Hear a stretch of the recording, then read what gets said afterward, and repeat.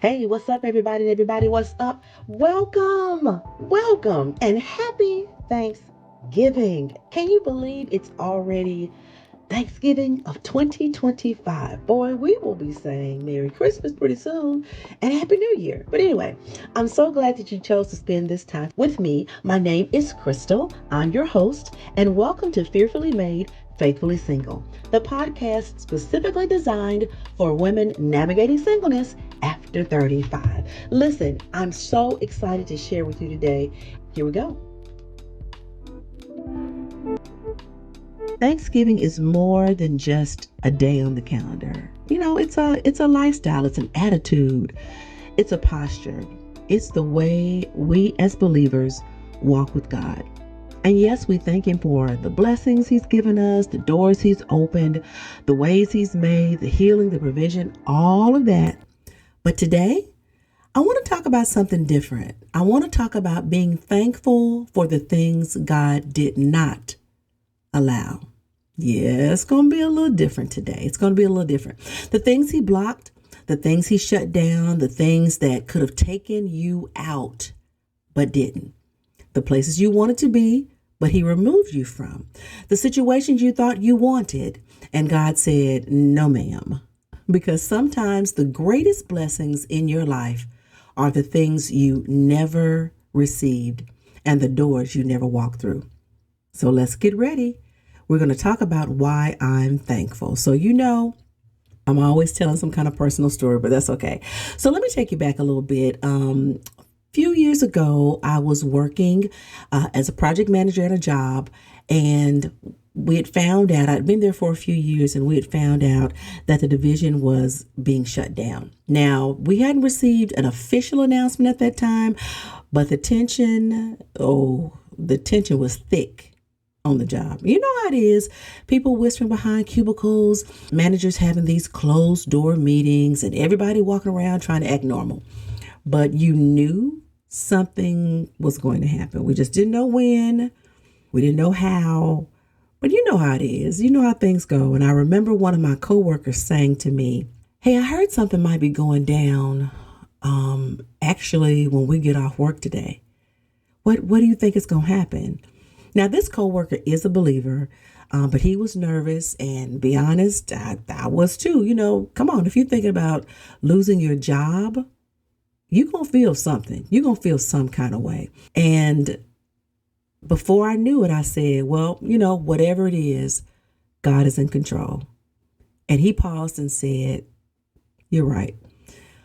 But what I didn't know is that I had just spoken over my own situation, because I was one of the very first people they were letting go. All right, so I'm doing my job. Everything's going great that day. End of the day comes. I'm finishing up with my coworker, packing up some stuff, and then I get a call. Hey, can you come to the conference room before you leave? I said, okay, sure, no problem. So finished doing what I needed to do, and I headed that way. Well, I'm going into a different area of the building. And as I'm headed that way, one of the administrators, I passed by her cubicle, and she mouths to me, I'm so sorry. But I still keep walking. And as soon as I go into the conference room, and there it is, there's a HR representative and an upper management representative, both sitting together on one side of the table. And I take a seat at the other end. And they started in with their speech. And y'all, I could hear them talking, but all I heard was womp, womp, womp, womp, womp, womp, womp. You know the sound that the adults, when adults are talking on Charlie Brown, you hear that? They just say womp, womp, womp, womp, womp. So I could hear it. I was nodding and okay, whatever. But on the inside, I was like, what is happening right now? And right in the middle of all of that, Holy Spirit said to me, pray for them.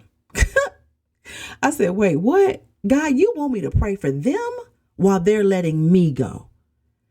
And at this job, this is where I'd already been teased for being too nice, for being the Christian girl, for not doing things that didn't align with my values, for not being, I wasn't tough enough, I wasn't mean enough. Basically, I wasn't playing office politics. I was doing my job, I was very respectful, but to them, in order to move up, that wasn't enough. And I'm asking God, and now you want me to pray for them? He said very clearly, yes, everyone is not going to take it like you. So right there, sitting in front of the HR and upper management rep, I silently was praying for them while they were simultaneously releasing me from my job. So I'm praying, Lord, strengthen them, help them do their jobs well, give them peace, cover their decisions, all of that. I'm just doing a continuous prayer. And by the time I finished praying, they had finished their speech and they stopped and said, well, do you have any questions? And I just looked and said, no, I don't have any questions. And they paused and looked kind of confused and kind of looked at each other a little bit and then said, they asked me again, you don't have any questions? I said, no, I don't have any questions. And so they got on up and were going to their respective areas. Now, the next thing I know, I'm back out in that kind of cubicle area with the administrator, the one who had mouthed to me, I'm so sorry. Well, she's walking me through some paperwork and some things I had to sign. And as she's doing that, she just breaks down crying uncontrollably. And God said, pray for her too. Okay, so I did. I put my hand on her shoulder and I kind of spoke peace over her. And I told her, God is going to take care of everything. Just breathe and just do your job. And y'all, let me tell you, in that moment, I said to myself, okay, I know I'm saved for real because only God can make me respond like this. But here's where the gratitude comes in. As I look back at that situation now, I'm so thankful God didn't let me stay at that job. That division did end up closing, but God got me out before the chaos hit. And getting released allowed me to be planted somewhere else with new purpose, new relationships, and new assignments. So I'm thankful that God didn't let me bow to the pressures of that workplace. I'm thankful that He protected my integrity. He kept my mind. I'm thankful He preserved my reputation as a Christian, even though people laughed at it. I'm thankful He delivered me from a place I wasn't supposed to be anymore. Now, this reminds me of one of my favorite stories in the Bible, the Hebrew boys in the fiery furnace. It's found in Daniel chapter 3, and you need to read it. It is good. Read it. It's Daniel chapter 3. Now, King Nebuchadnezzar set up a statue, built this humongous idol, this big statue, and said and told everyone, when the music plays, everybody bows. That's it. No matter if you were a native of that country, if you're a foreigner in the country, didn't matter. Whenever you hear this music, everybody's going to bow to the statue I set up. But there were three boys who actually the king had appointed. They were in his administration. They were, they were a little management there. They had some stuff going on. And so everybody else felt the pressure. Everybody else caved. They compromised. They bowed. But they didn't bow. And how many times at that job was I pressured to bow? Not by words, but through nudges, comments, hints, all things implying if I did this or if I did that, I'd probably be promoted. I'd probably be accepted. The upper management would see me then. But the things they wanted me to do didn't line up with my foundation. And so I refused to bow. Now, I did my job. I was respectful, like I said before. But there's some things they wanted me to do I just couldn't. And just like the Hebrew boys, God didn't just bring me out of the fire. He brought me out without a trace of smoke.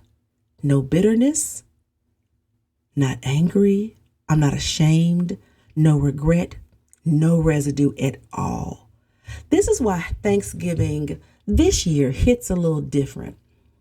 So, today, as you are, if you're in the South like me, you might be stirring those greens up for the last time. You might be putting on that last layer of cheese on that mac and cheese and about to slide that into the oven. You might be about to check on that dressing. Yeah, I said dressing, not stuffing. I'm from the South. But anyway, I want you to pause for a minute. And yes, thank God for the blessings.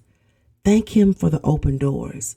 Thank Him for the things He's provided, but also thank Him for the things He didn't allow.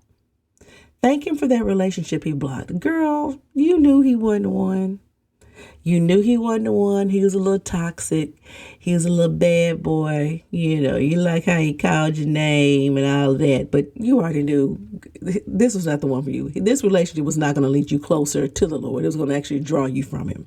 Thank him for the opportunities he shut down. Thank him for disasters he prevented. Thank him for the moments where you said, Lord, why? But now you can say, oh God, thank you. Some of God's greatest gifts are the ones he kept from you. And so that's why I'm grateful today for the things he didn't allow. Listen, I thank you so much for listening to this little short Thanksgiving episode, but it's powerful. And I pray that it gave you a new way to look at gratitude. You know what? Enjoy your family, enjoy your friends, enjoy this holiday, and most of all, enjoy the peace of knowing God is in control, even when you don't understand what he's doing. Go back, don't forget. I need you to read Daniel, the 3rd chapter. You're going to love it. You're going to learn a lot. It's about sacrifice, it's about obedience, and it's about blessings. So go back and read that in your spare time. Might not be today during Thanksgiving, but if you get a chance, definitely go back and check it out. So listen, if something about this message inspired you or helped you and you think it can help another sister, please forward it along. I'd be happy to have you to do that. Thank you so much. Listen, until next time, I love you and have a blessed Thanksgiving. Bye.